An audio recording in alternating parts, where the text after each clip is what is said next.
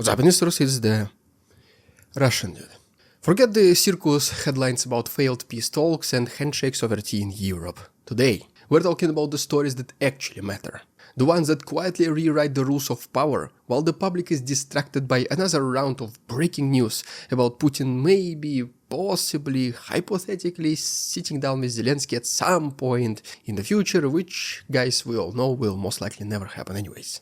So give them a fake sense of hope and then blame Ukraine for not willing to talk, just a classic Kremlin's recipe that unfortunately still works. And while everyone was busy chasing that hope, two things slipped right under the radar. A brutal reshuffle in Russia's law enforcement hierarchy, Siloviki, and an open media attack on one of Putin's closest allies, Dmitry Kozak. Yes, the very same guy we spoke about in previous episode. A week, as you can see, has not passed without Russian propaganda starting to gut him.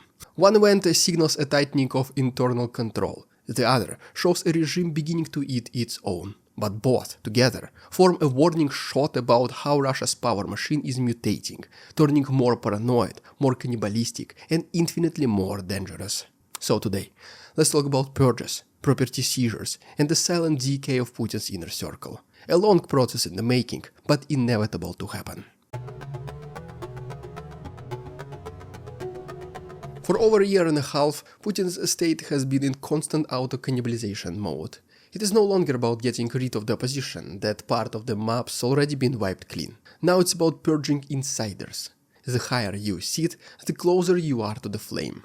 The higher you will fall. The Ministry of Defense was gutted, governors rotated like faulty parts, university rectors and CEOs were paraded as scapegoats. The process even got its own rhythm. Accuse, confiscate, replace. All perfectly legal, of course, because the law itself now is the new Russia's weapon. Please welcome now Russia's new economic reform, and you can even call it decolocalization 2.0. No firing squads this time, just asset seizures signed with golden pens. The Prosecutor General's office and the Supreme Court have become the state's most efficient killing machines. Only instead of blood, they spill ownership titles. Factories, mines, hotels, tech firms, all can be grabbed under the pretext of national security or unlawful privatization. And it does not take years of litigation anymore. 2 days and the deed is done, simple as that. On Monday you are Putin's favorite oligarch, on Wednesday the FSB knocks down your door made out of gold, incrusted with diamonds, I guess. That's how they live, I'm assuming. On Friday you're trialed in court, on Saturday you're jailed for 25 years, and on Sunday you either repel your sins or vanish into obscurity, or you unexpectedly die because of rapidly developing heart problems due to poor malnutrition. Something like this. The choice is yours. Or actually the choice is Kremlin's, as always. But anyways, back in early 2024 the seizure of a major pasta manufacturer would have been a national scandal. Today, it is just simply a background noise. The absurd has become ordinary. The legal system is not defending property rights, it is rewriting them on command. And that is the trick. Make lawlessness look like paperwork. Yet through all this, there was one sacred zone. The Siloviki. The enforcers, the real skeleton of Putin's regime. They were untouchable. You could imprison generals in the defense ministry, but never touch the men with badges, uniforms, or court robes. That immunity is now showing cracks as well. Krasnov's reassignment, for example, breaks the pattern. For the very first time, the Kremlin is rearranging its internal organs, and not because it wants to, but because it has to. The question is, will this slow, clumsy, Soviet-style machine succeed in such a precise operation? Well, the chances are pretty low. Add to it the chaos of an ongoing war and economic devastation, and that's it, you simply have a recipe for disaster. But the doctors still decided to move forward with the procedure. Let's talk about one of its first patients, Igor Krasnov, in our next chapter. Let's rewind for a second. For over 3 decades, the Russian judiciary was ruled by only one single man, Vyacheslav Lebedev. Think of him as the internal furniture of the system. He was there under Gorbachev, Yeltsin, Putin, Medvedev, and then Putin again. The guy outlasted multiple wars, 2 constitutions, and halved the country's population. When he finally died at 80, Putin replaced him with Irina Podnosova, a loyal classmate, a symbolic figure, a name that would keep things quiet. Well, she lasted barely a year before mysteriously, as you would expect it, dying too. And now enters Igor Krasnov, the current prosecutor general. His career has been one long crusade in the name of the state, investigating, indicting, and confiscating. On his watch, the Prosecutor General's office transformed to empire of property seizures. No longer just legal institution. It became the regime's ultimate enforcement tool. The Ministry of, taking things. Krasnov could point at a coal mine, an oil terminal, or a regional factory and just declare this was illegally privatized in 1998.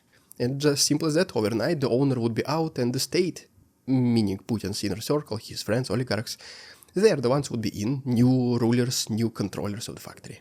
That is exactly how you fund a war without admitting bankruptcy. You just eat your own.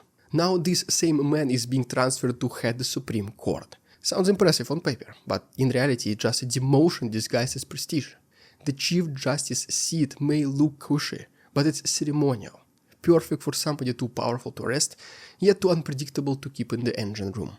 Krasnov will no longer initiate raids or oversee seizures. He'll just sign the final paperwork and smile for the cameras. And I mean, just what kind of decisions will he even take, assuming these will be his own decisions in the first place?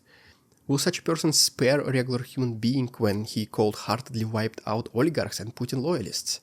Imagine giving such a man all the legal power in entire Russia. Now that's Putin's style statecraft. And yet the symbolism of his appointment does matter. For the first time, Russia's top prosecutor has become the nation's top judge. The merger of prosecution and judiciary is not an accident. It is the final stage of Putin's vertical of power model. Accuse, judge, sentence. All under one roof, potentially even done in one single day. Done also by the very same people. No need to waste time looking for evidence anymore.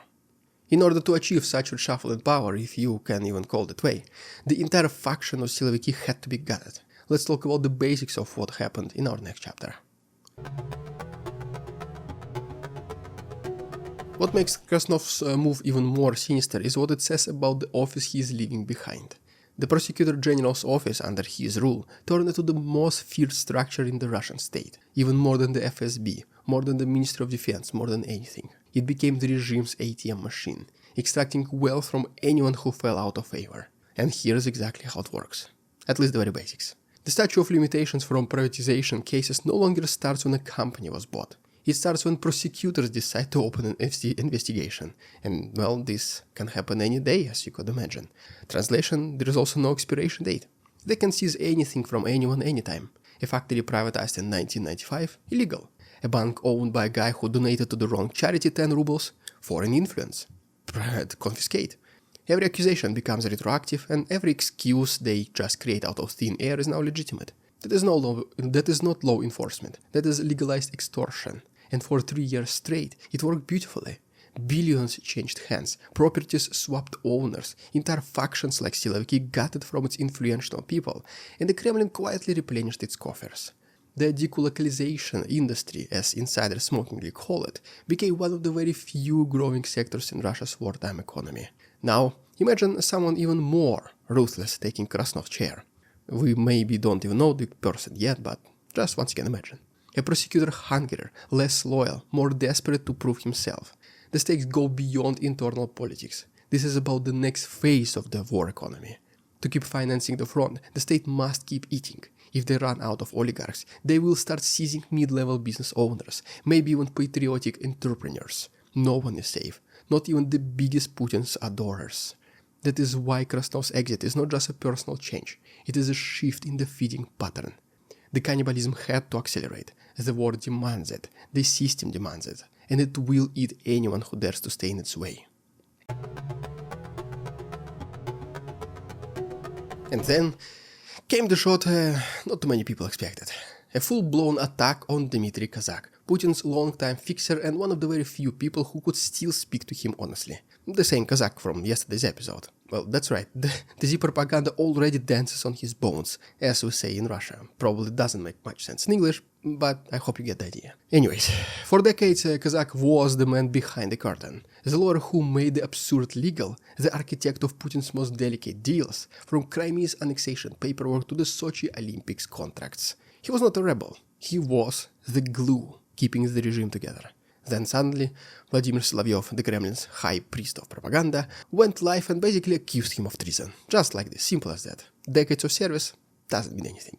I mean, yeah, he did not say Kozak's name, literally, openly, but the implication was so obvious it barely needed one. He referenced quote-unquote a senior presidential official who allegedly held secret contracts with Western intelligence before the war, supposedly trying to feed talking points to Washington and oppose the special military operation. That's death sentence in Russia, basically. And this was not some drunken rant. Solovyov never goes off script. Every syllable, every letter he says is pre-approved. If he attacked Kozak, it means somebody in the Kremlin ordered the hit. And you can imagine only who. The justification came from a recent New York Times article that named Kozak as the man who tried to dissuade Putin from invading Ukraine. Western journalists quoted direct sources, even attributing actions and settlements and statements to him. And I mean, in normal countries that would make Kozak look like a sane, rational diplomat, if you can even imagine this. In Russia, it's, once again, death sentence. Doesn't even mean that you have to make those statements. Somebody else said that you said this and that, and that's it, you're done. Opposing the war means opposing the leader, and opposing the leader means treason, simple as that. And in Putin's Russia, treason is a one-way ticket to oblivion. If Kozak goes down hard way, it will be historic. The first time a senior Kremlin insider is not purged in silence, but publicly discredited through propaganda ambush. Usually the state media keeps its mouth shut until the target has been already arrested, and only then rewrite the script to portray him as a lifelong villain. But this time, the media hit precedes the purge. That is new, and it is terrifying, at least for those people. It means the regime is experimenting with public humiliation as a weapon inside its own ranks, testing how far it can go in devouring its own without breaking the illusion of unity. Today it's Kozak, tomorrow it could be Shoigu, Patrushev, or anyone else who has no longer been useful but still too visible to quietly disappear. So let's see for now. Kozak only retired on his own accord, according to Peskov, but the first attacks already started. The bigger the target, the longer it will take for propaganda to erase this person, ideologically and then physically. We are just getting started. The Siloviki, once the foundation of Putin's rule, as you can see are now its one of the main prisoners. Well, there you have, guys. If you haven't done so already, please subscribe to my channel for more videos like this. If you wish to support our work, the links down below, for example, PayPal donations. Thanks so much for watching, see you tomorrow.